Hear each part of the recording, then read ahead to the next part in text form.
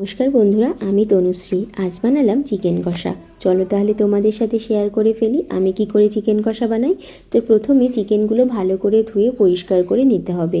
এবার চিকেনগুলো জল ঝরিয়ে টক দই ও 1 চামচ ভিনেগার দিয়ে ম্যারিনেট করে 2-3 ঘন্টা রেখে দিতে হবে। এরপর একটা কড়াইতে সর্ষের তেল দিয়ে তেল গরম হলে টুকরো করে কেটে রাখা আলুগুলো দিয়ে সামান্য নুন দিয়ে লাল লাল করে ভেজে তুলে রাখতে হবে।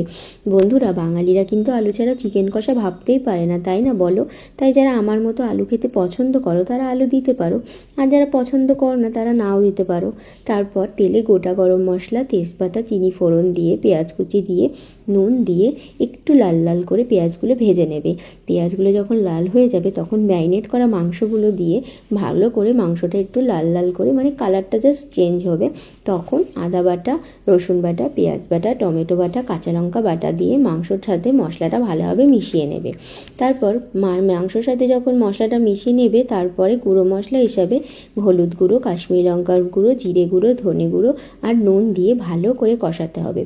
আর কষাতে কষাতে যখন তেল ছেড়ে দেবে তখন কিছুটা কসুরি মেথি দিয়ে ভালো করে মিশিয়ে নেবে। তারপরে ভেজে রাখা আলুগুলো দিয়ে ভালোভাবে কষাবে আর হালকা জল দিয়ে কষাবে। আর কষানো যত ভালো হবে তত মাংসটা টেস্ট হবে। তারপর কষানো হয়ে গেলে পরিমাণ মতো গরম জল দিয়ে ফুটিয়ে নিয়ে সামান্য ধনেপাতা দিয়ে নামিয়ে নিলে রেডি লাল লাল চিকেন কষা।